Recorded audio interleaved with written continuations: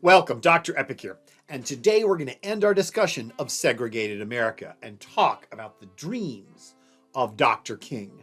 And along the way, we're going to meet a camera-chasing chump, 250,000 people, the dream itself that changed America, a new president conceived in tragedy, 3 horrible murders, and an intentionally unfinished memorial.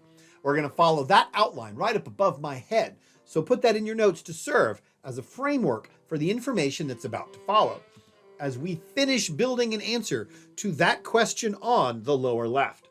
Why did Martin Luther King Jr. succeed when others did not? What exactly was Jim Crow? What were the earlier strategies that fought it? How were King's tactics substantially different? How was the nation substantially different? Or was King just the collective accumulation of the long decades of the civil rights struggle? How did King change the country in a way that previous civil rights leaders did not? Now, our story here picks up in 1963, where Martin Luther King Jr. and the Southern Christian Leadership Conference, the SCLC, has marched for racial equality in the streets of Birmingham. And for their troubles, they were thrown into jail. But in the Birmingham jail, Martin Luther King pens one of the great texts of civil rights in American history. This is, of course, the very famous letter from Birmingham jail, where he outlines the reason for the civil rights struggle. He's already outlined the tactics of the civil rights struggle in his earlier book, Strength to Love, which is also from 1963. And how there is a fierce urgency to act now, and that wait often means never, and we must act now to destroy this injustice. After all, if you see something is wrong, why would you wait? Why would you hesitate to get rid of something that is so racially and socially unjust? And the movement is making headway. Across the South, the Student Nonviolent Coordinated Committee, SNCC, has been desegregating restaurants, desegregating lunch counters through peaceful civil disobedience by just sitting at a lunch counter and ordering a cup of coffee. The Freedom Riders across the South are racially integrating the bus services by singing hymns, linking hands, and buying bus tickets traveling across the South, forcing both the bus lines and the bus terminals to accept people of all races.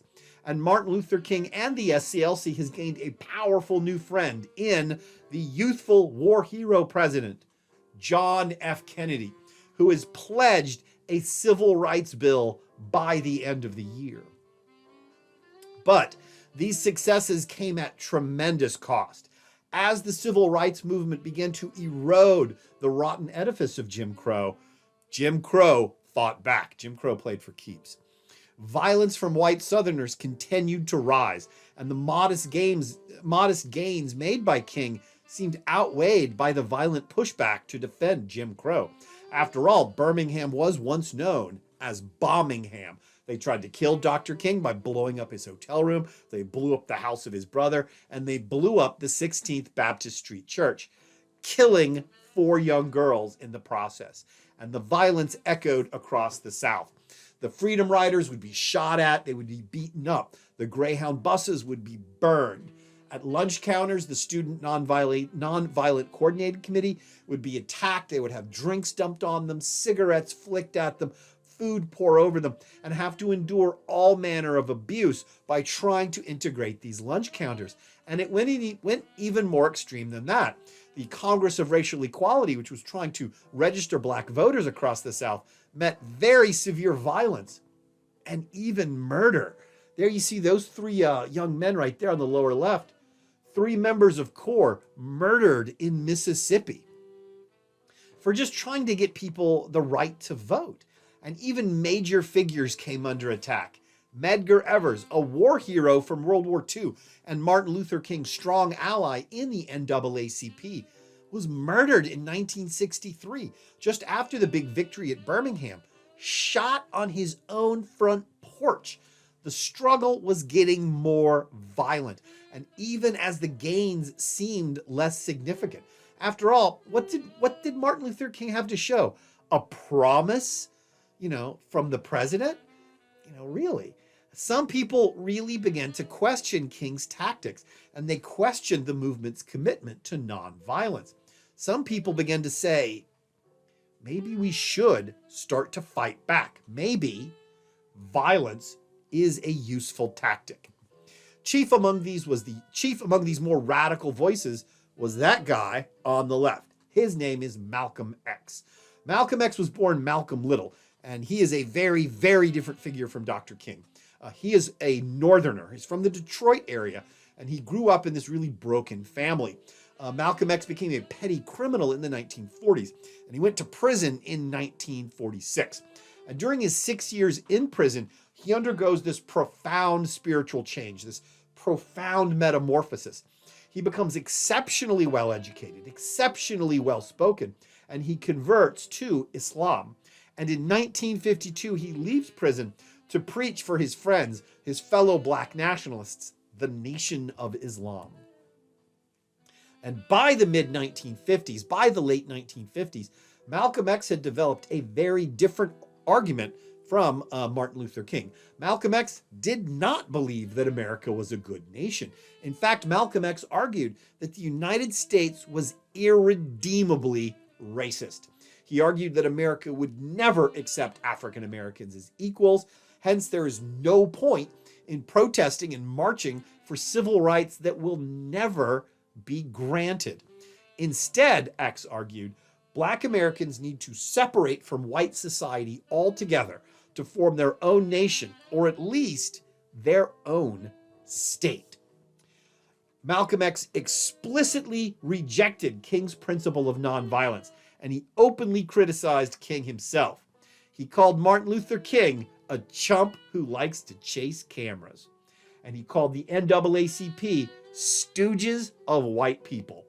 Through his charisma, through his education, Malcolm X rapidly developed a following among African Americans who were frustrated with this lack of progress in civil rights and the pushback in violence among white Southerners.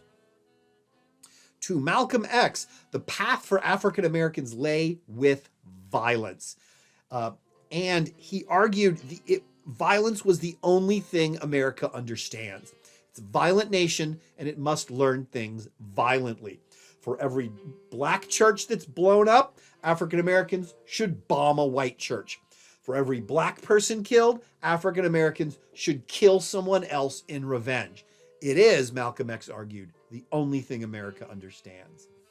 That is exemplified in this quote from Malcolm X. It's from a speech he gives called The Ballot or the Bullet. This is why I say it's the ballot or the bullet. It's liberty or death. It's freedom for everybody or freedom for nobody.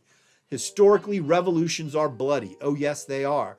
There have never been a bloodless revolution or a nonviolent revolution. You don't have a revolution in which you love your enemy. He's mocking Martin Luther King. And you don't have a revolution in which you are begging the system of exploitation to integrate you into it. Revolutions overturn systems. Revolutions destroy systems. There again, Malcolm X has these great quotes. Be peaceful, be courteous, obey the law, respect everyone. But if someone puts his hand on you, send him to the cemetery. There was an absolutely fabulous movie made about Malcolm X back in the 90s, 1992.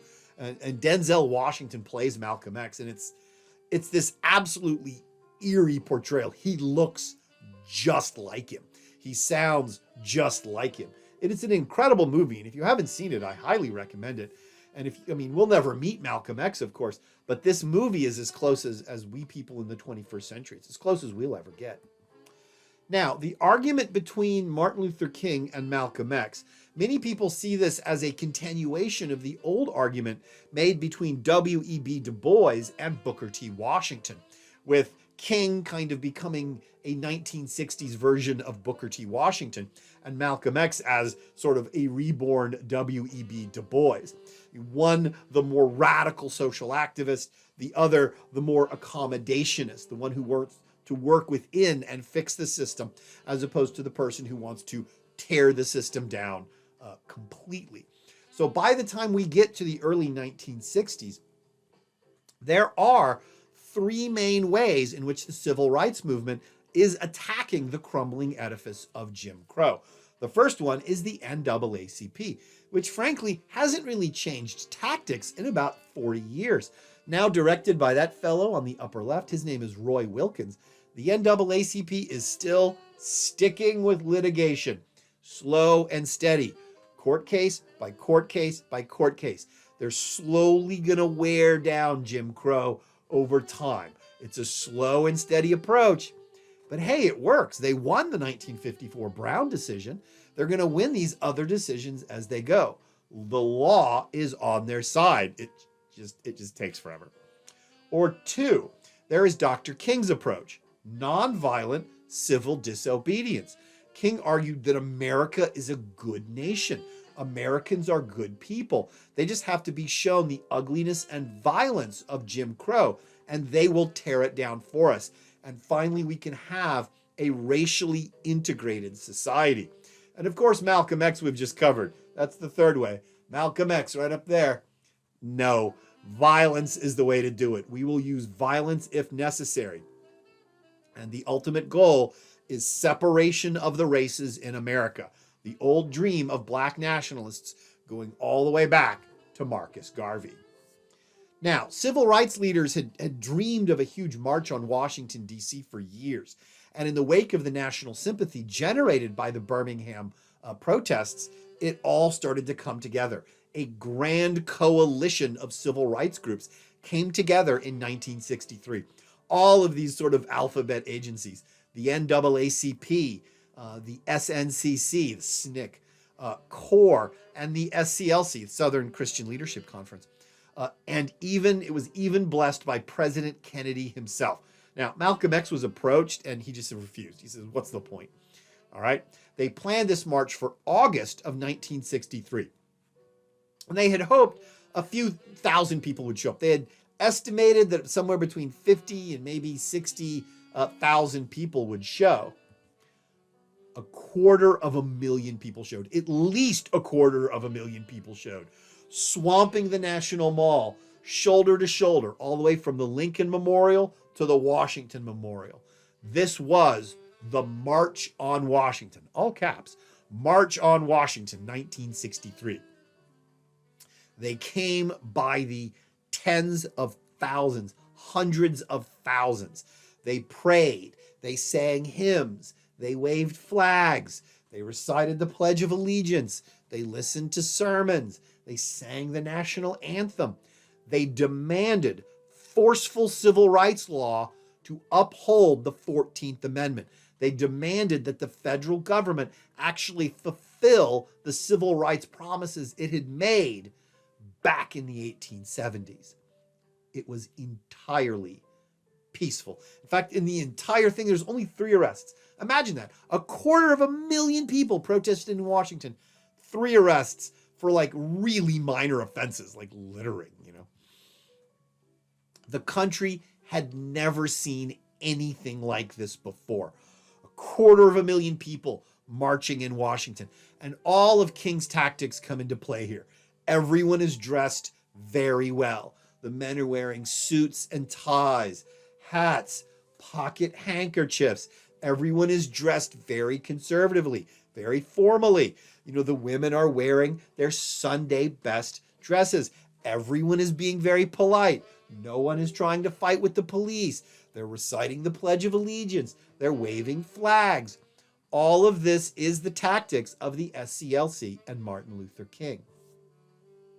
And in fact, here is the list of speakers for the March on Washington, August 1963. Starts with the national anthem. Again, very patriotic, very wholesome. And then there's a prayer. All right, then we have some remarks. Now, the widow of Medgar Evers was supposed to go on next, but she had been delayed. And eventually there's John Lewis of SNCC.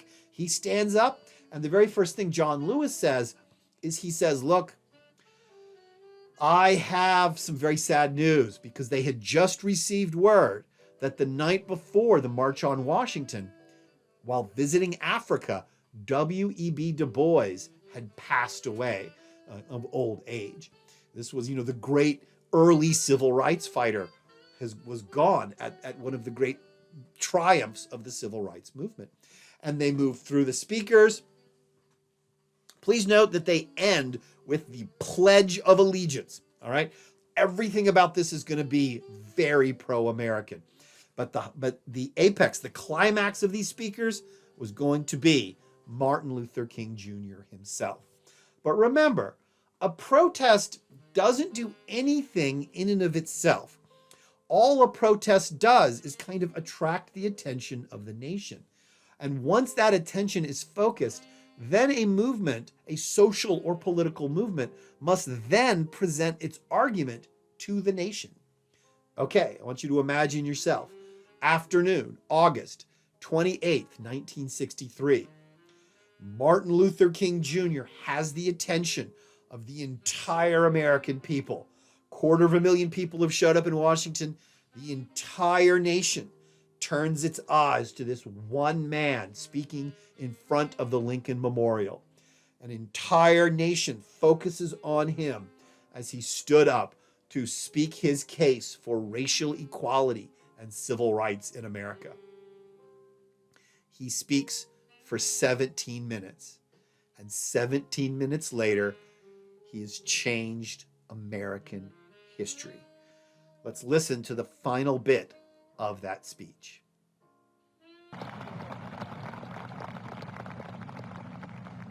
So even though we face the difficulties of today and tomorrow, I still have a dream. It is a dream deeply rooted in the American dream. I have a dream that one day this nation will rise up and live out the true meaning of its creed. We hold these truths to be self-evident, that all men are created equal.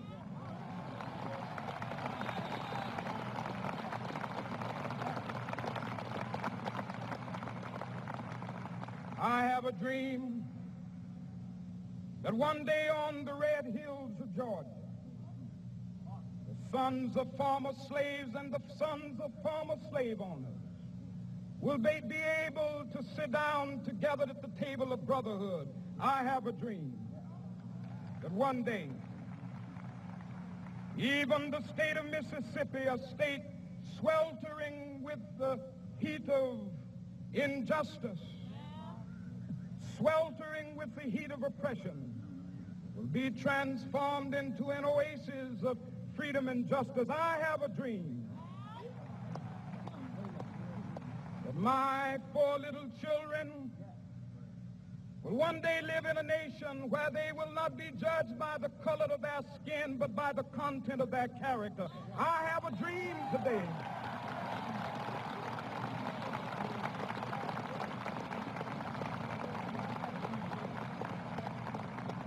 I have a dream that one day down in Alabama, with its vicious racists, with its governor having his lips dripping with the words of interposition and nullification, one day right there in Alabama, little black boys and black girls will be able to join hands with little white boys and white girls as sisters and brothers. I have a dream today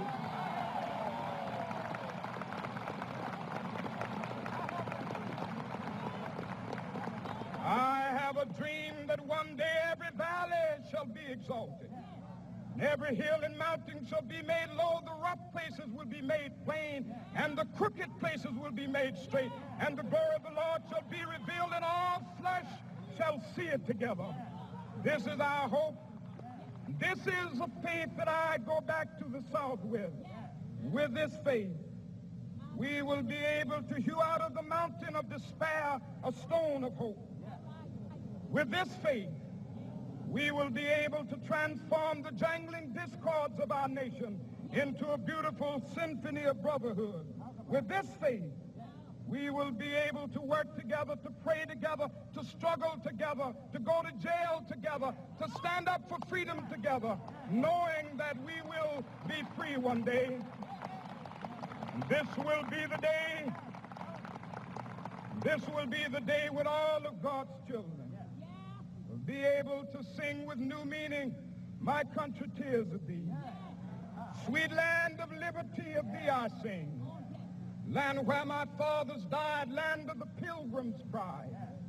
From every mountainside, let freedom ring. And if America is to be a great nation, this must become true. And so let freedom ring. From the prodigious hilltops of New Hampshire, let freedom ring. From the mighty mountains of New York, let freedom ring. From the heightening Alleghenies of Pennsylvania, let freedom ring. From the snow-capped Rockies of Colorado, let freedom ring. From the curvaceous slopes of California. But not only that, let freedom ring from Stone Mountain of Georgia. Let freedom ring from Lookout Mountain of Tennessee. Let freedom ring from every hill and molehill of Mississippi, from every mountainside. Let freedom ring. And when this happens, and when we allow freedom ring, when we let it ring from every village and every hamlet, from every state and every city, we will be able to speed up that day when all of God's children, black men and white men, Jews and Gentiles, Protestants and Catholics, will be able to join hands and sing in the words of the old Negro spiritual, free at last, free at last. Thank God Almighty, we are free at last.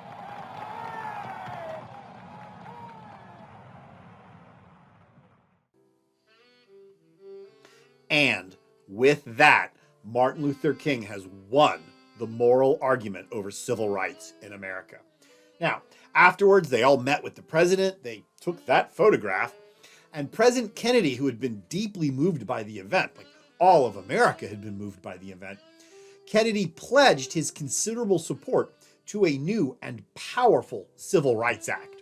Now, Kennedy pushed, and Kennedy pushed hard for this new civil rights bill. He worked very closely with Republicans, something that was unheard of for a Democratic president. Yet, Kennedy found his bill consistently stalled and delayed by a coalition of powerful Southern senators who opposed any increase in civil rights. And they were led by the Democratic leader, that guy right up above me named Howard Smith. Now, these Southern Democrats consistently defended Jim Crow. They opposed any increase in civil rights. And by November of 1963, they had effectively stopped the bill altogether. It was frozen in its tracks. And Kennedy admitted this. He was very, very frustrated. But he said, look, nothing is getting done in 1963. And 1964 is an election year. And that's what Kennedy was worried about. So this is what Kennedy said. Kennedy said, okay, look, nothing's happening in 1963. Let me do this. Let me win re-election in 1964. And then the year after that, then we can try to push hard for this civil rights bill. But Kennedy's got to worry about re-election first. And then he's going to come back to the civil rights bill. Or at least that's what Kennedy's plan was. Now, hold on to your seats because history is about to move very, very quickly. Because Kennedy does not win re-election in 1964.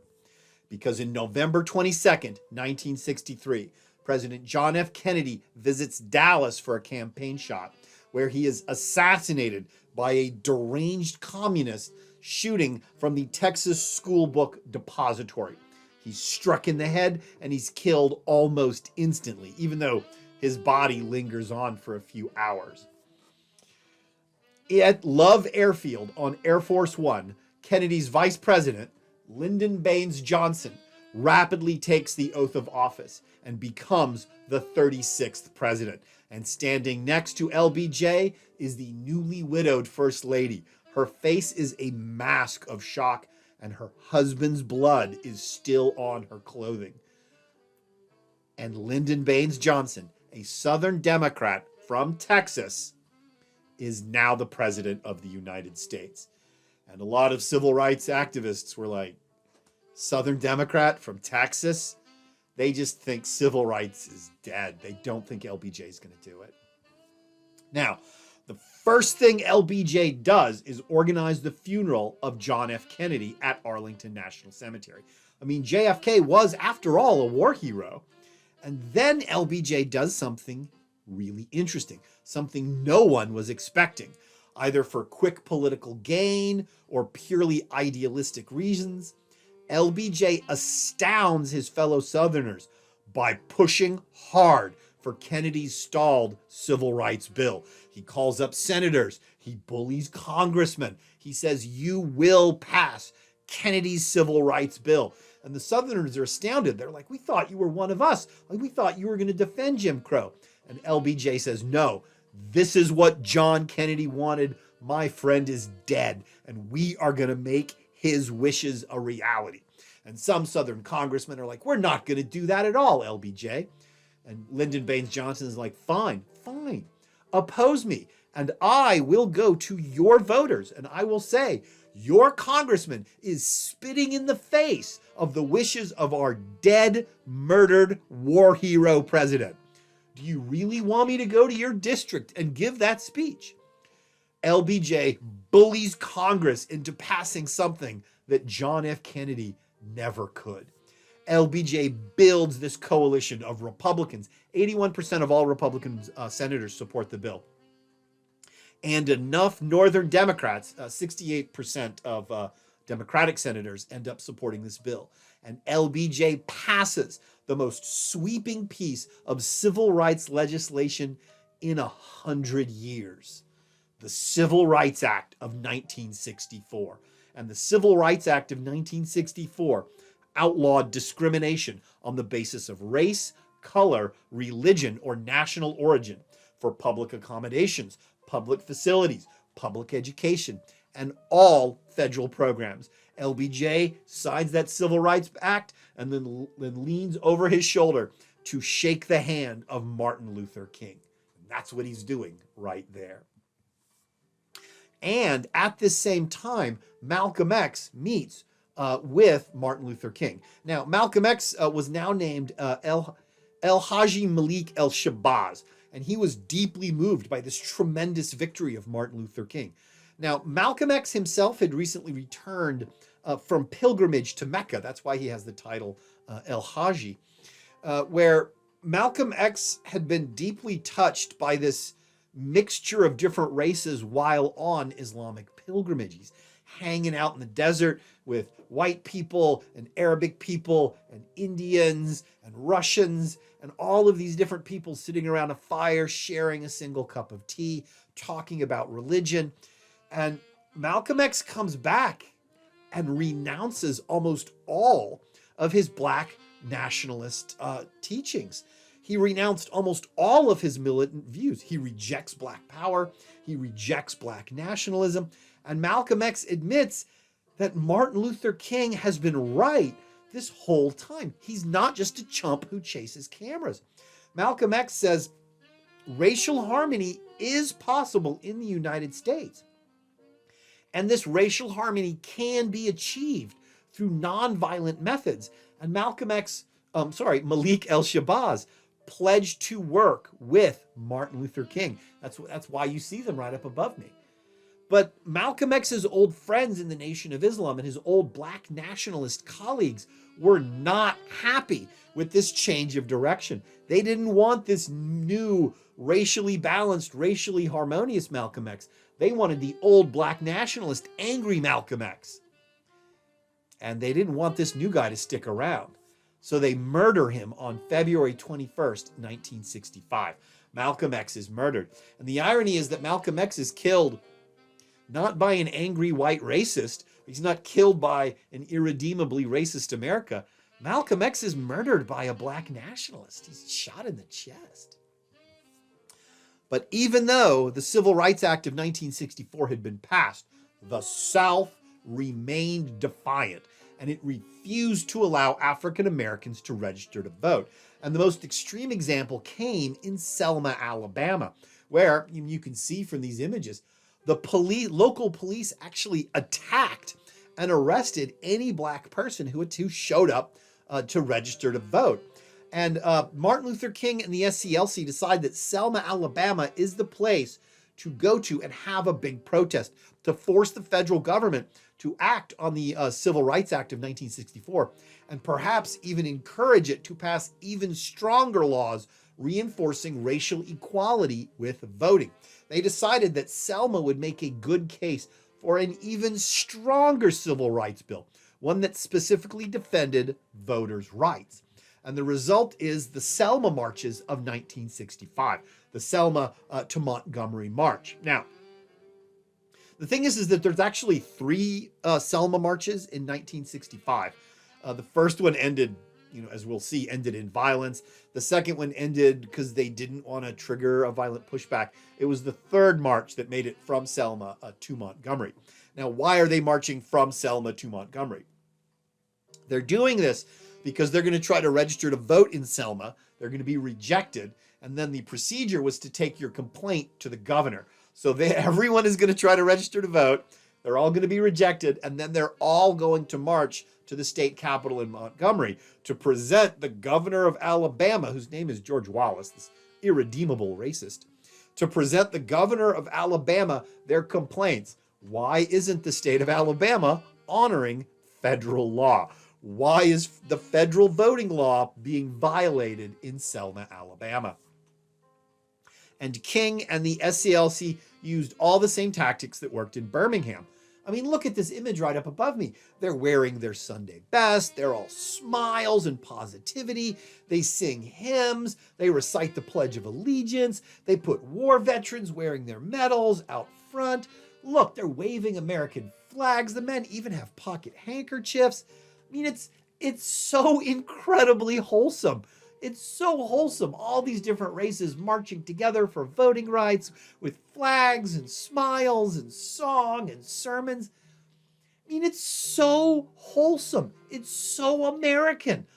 Only a complete moron or a diehard insane racist that can't help themselves would even think of interfering with something.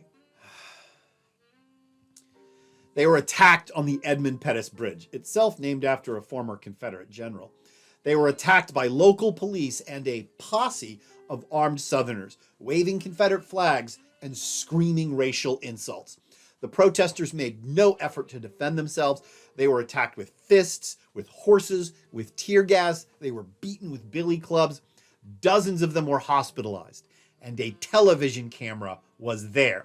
And as soon as the police attacked, the television camera flicked on, and it interrupted the shows being shown on normal television. And here's where it gets really ironic. There were 50 million Americans who were watching a movie that night. They were watching a movie called Judgment at Nuremberg. And this movie was a dramatized version talking about the war crimes trials that the Nazi leaders went through at the end of the Second World War. So 50 million Americans sit down to watch a movie about Nazi war crimes. And their movie is interrupted by images of that. Images of Alabama police beating protesters, peaceful, pacifistic protesters. The irony was inescapable. 50 million Americans watched the violence visited on this incredibly wholesome scene. LBJ was outraged. He immediately sent messages to King and proposed an even more powerful voting rights bill. He got leaders of the SCLC and King himself in the White House to discuss what's going on. LBJ called members of the Alabama Democratic Party and harangued them. He's like, you will let these people march or you will not have a job in the next 45 minutes. He promised federal protection to the Selma marchers. Civil rights leaders met with the president and they promised to renew the march. LBJ told them, you are going to march from Selma to Montgomery.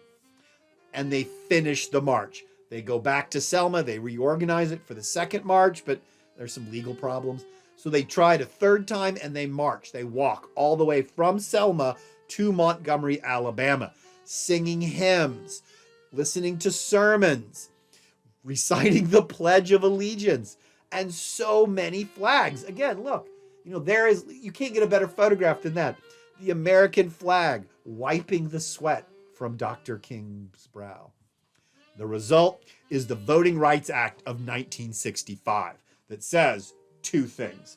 One, no state may hinder the voting rights of any citizen for reasons of race, color, or national origin.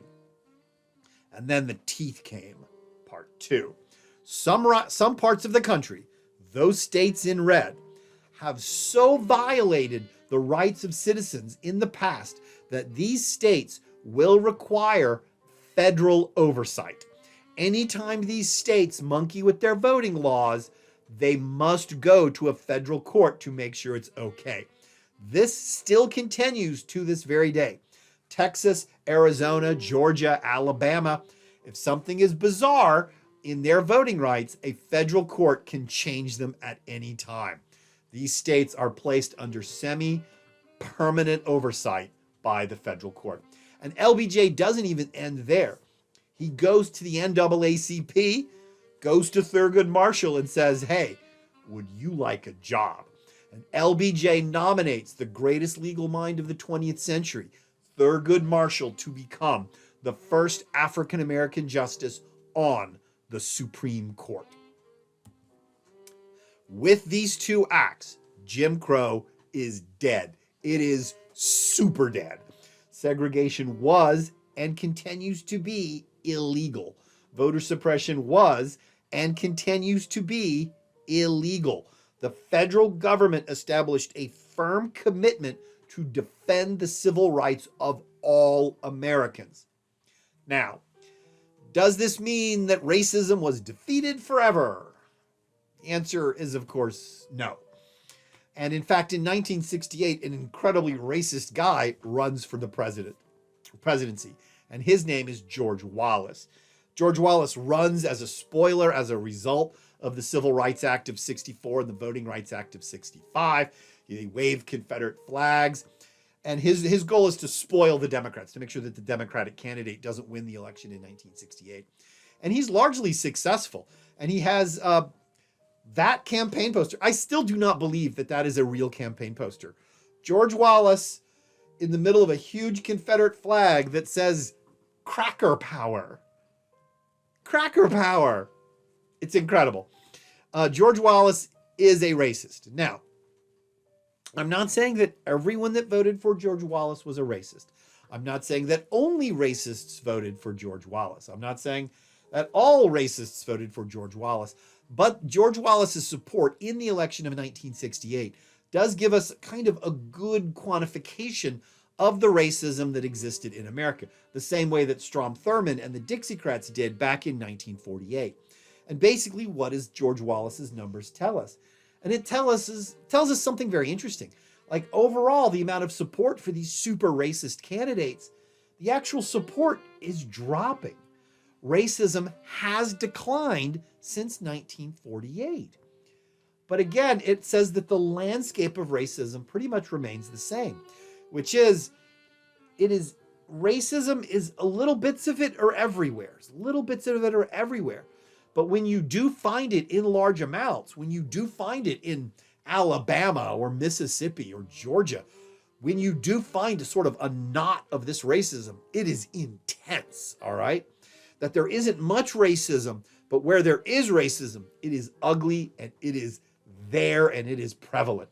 And that seems to kind of be the way that racism seems to work in America, even in the 21st century. You don't often find it, but when you do find it, it is there and it is ugly and it is intense. And really, come on, Texas. 19% of you guys voted for George Wallace? Come on. Okay, so what happened afterwards? Well, after the great victories of 64 and 65, the civil rights movement begins to fall apart. The struggle moved into these much more nebulous areas of trying to actually implement the great civil rights victories of 64 and 65. Okay, we're going to desegregate schools. Okay, exactly how do you desegregate schools? We're going to desegregate housing. Okay, well, how do you actually ensure racially fair housing? how do you guarantee equal treatment under the law? And almost all of the sort of more moderate civil rights leaders just drifted away from the movement. Like, we've won, we can just go home and have a barbecue on the weekends. They're done. They just drift away from the movement. And King himself shifted to much smaller issues, looking at equal treatment for the poor, improving the lives of people at the very bottom of society. But, by the time you get to the late 1960s, King himself is just exhausted. We know now that his marriage was in deep, deep trouble. King had a lot of problems staying faithful to his wife. He was married, yes, but he often had one or two girlfriends on the side, and the wife found out about it. So anyway, we know that his marriage was in deep trouble. His health was falling apart. He was having a lot of heart problems caused by stress. Can you imagine the stress? But it was also being caused by, he had acquired a heavy smoking habit that he tried to hide it. The fact that he was like burning through a pack of cigarettes a day. Also, a series of massive riots swept the African-American sections of the northern and western cities. These include the big Watts riot of 1965 in Los Angeles, the Detroit riot in 1967, and a series of big riots in and around New Jersey. Now, these were outside of the South, and this is actually a key point here, because outside of the South, remember, the racism was much more subtle. And in many ways, it was much harsher and harder to fight because there were no official Jim Crow laws. There was just understandings. Yet these northern and western areas, they didn't have a figure like Dr. King. There was no reverend who could build this, nonviolent movement to defend them. Dr. King was a Southerner. Now, exactly why these cities exploded in the late 1960s, well exceeds our time here. And I really don't want to go into it. But one of the things that comes out of it is that the tremendous amount of sympathy and goodwill that the civil rights movement had gained in the early 1960s is gone by the late 1960s. Remember, violence destroys a political movement. When you're trying to change people's mind, and they see pictures that look like that, they're not going to listen to you. They're going to reject your argument out of hand. And LBJ himself felt personally betrayed by this movement. LBJ said, hey, man, I pushed hard for these two Civil Rights Acts. I pushed hard to get Thurgood Marshall on the Supreme Court. I pushed hard for African Americans in this country, and I'm repaid by riots? All right? LBJ himself was very upset at this. He felt personally betrayed. And there's a series of, integration movements that just don't work. They just fall apart. At one point in time, they tried this thing called federal busing, where they're like busing children from one school to another school and children from a second school to a third school. Federal busing is a disaster. It's intensely unpopular. It doesn't really work. It kind of goes against the principal tenets of the civil rights movement. The busing system failed. It was the wrong way to try and integrate schools. And Dr. King himself began to back anti-war protests opposing the war in Vietnam, which was something he felt quite strongly about. But another casualty of that is as King opposed the war in Vietnam, this destroyed his close working relationship with the president. LBJ says, look, we have to fight the Vietnam War because the war is necessary to contain communism abroad. So things are winding down. King is not in good health. He's depressed. He's lost his good working relationship with the president.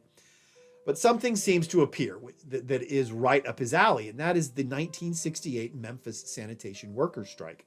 Now, what happened in Memphis in 1968 was this. Now, the garbage men of the city were almost entirely African American, and they worked very long hours for very low wages in these big, antiquated, dangerous garbage trucks. And while principally it was a labor dispute, the garbage men went on strike, King got involved because the workers were being racially discriminated against because of their race. And the larger labor unions were not coming to the aid of the Memphis sanitation workers. Because remember, labor unions had been segregated since the days of the Gilded Age. But this was like a really difficult strike. It was a labor strike. Violence kept breaking out. Dr. King could not contain the violence. He couldn't maintain the pacifism of the markers, and he was very frustrated by having to work with this difficult labor union.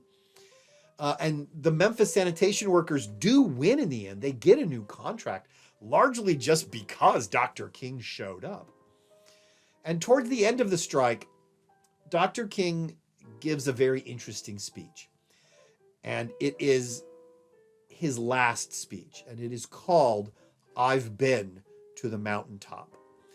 Now, what King does in the speech, "I've Been to the Mountaintop," is he draws a parallel between himself and the biblical story of Moses.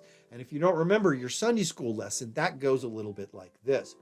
Moses was the great prophet who was going to lead the Israelites through the desert. But because of his own sinfulness, Moses had been cursed in that Moses could lead the Israelites to the promised land, but he wasn't able to enter the promised land himself. So Moses climbs to the top of the mountain to watch his people enter the land that had been promised to them, the promised land itself. And this is the parallel that Dr. King makes in this last great speech. And listen to him talk about it right here. I don't mind. Like anybody, I would like to live a long life. Longevity has its place. But I'm not concerned about that now. I just want to do God's will. And he's allowed me to go up to the mountain. And I've looked over and I've seen the promised land. I may not get there with you, but I want you to know tonight that we as a people will get to the promised land.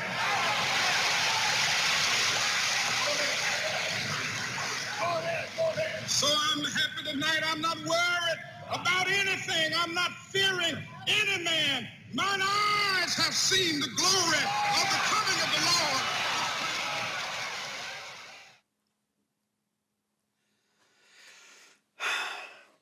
Lord. Martin Luther King Jr. is murdered the next day. He steps outside of his hotel room to sneak a cigarette, and he's shot by a sniper on April 4th, 1968, by a drifter and a white racist. His funeral cortege is 3 miles long. 100,000 people attend the funeral of Martin Luther King Jr. as he's buried in Atlanta. And eventually, many years later, they erect a monument to Dr. King in Washington, D.C. itself. And here is Lee Yi-shin's incredible memorial for Dr. King. And it is an intentionally unfinished memorial. It is supposed to symbolize how Dr. King's dream is still unfinished today. Because, we aren't in this promised land of racial equality, but we're a lot closer to it than we were back, before 1954.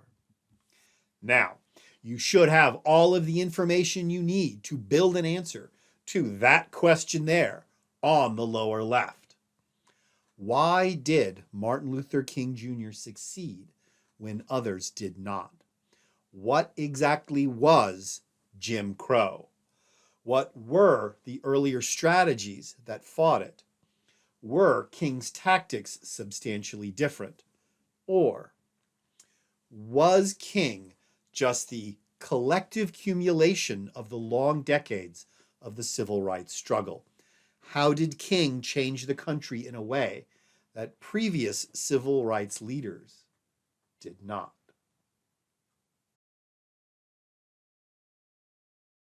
Now, the 21st century has not been kind to the great cities of America, especially the cities in the North and in the West. These cities, let's just be honest, These cities are in an advanced state of decay. Baltimore, New York, Chicago, Detroit, Los Angeles, San Francisco. These cities have big problems, big problems. Problems with crime, problems with drugs, problems with a perpetually depressed economy. I mean, the crime rate in Chicago is amazing. It's out of control. Large sections of Detroit look like that. It's just this abandoned pile of ruins. And this is largely a result of, just profound levels of political corruption, and as a result of an intense failure in leadership.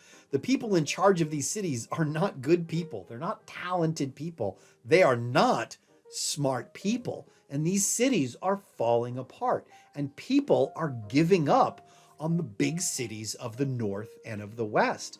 I mean, look at these numbers. I mean, they're a little dated, but look at them. People are leaving Memphis. They're leaving Detroit. They're leaving Los Angeles. Look at those numbers from Chicago. Almost 300,000 people in a single 8-year period took all of their belongings, loaded them into boxes, put that on the back of a truck, and waved Chicago goodbye forever. And the people who are leaving these cities in the largest number are African Americans. They're done with these corrupt cities where there's too much crime, there's too much corruption, there's too many drugs. They're abandoning these cities and they're leaving. But here's the really interesting part. They're moving away from these cities, but where are they moving to? They're moving to the South. I mean, look at the outmigration of African Americans from Chicago. They're moving away from Chicago. They're moving to Texas, Florida, the Carolinas, Georgia. People are abandoning these broken cities of the North and of the West and are returning to the lands of their grandparents and their great-grandparents. The Great Migration seems to be reversing itself. People are fleeing the areas in red and they're moving to the areas in green. African Americans are moving away from Watts. They're moving away from Compton. They're moving away from South Chicago, and they're moving to Texas, Florida, Georgia, the Carolinas. And historians have noted this. And some of them have even begun to call this the Great Return, as African Americans abandon these broken cities of the North and the broken cities of the West. And their African Americans are moving back to the South in large numbers. Look at the headlines. After nearly 100 years, the Great Migration begins reversal. They're moving away. They're moving to areas that are economically dynamic. They're moving into areas that are culturally rich. They're moving into areas that are more racially just. And it's one of these great ironies that the part of America that seems closest to the dream of Martin Luther King is the old land of Jim Crow. Now, while the South might not be able to come to terms with what it did during the Jim Crow years, it at least can acknowledge them. And in the South, we seem to be approaching, not a racial utopia. I don't know if we'll ever live in a racial utopia, but a more racially just society. And in the South, maybe that monument of Dr. King is a little more complete, because in the end, we are all individuals and we should judge people as individuals, not as part of some imagined racial collective. And that's how we get closer to the promised land of Dr. King.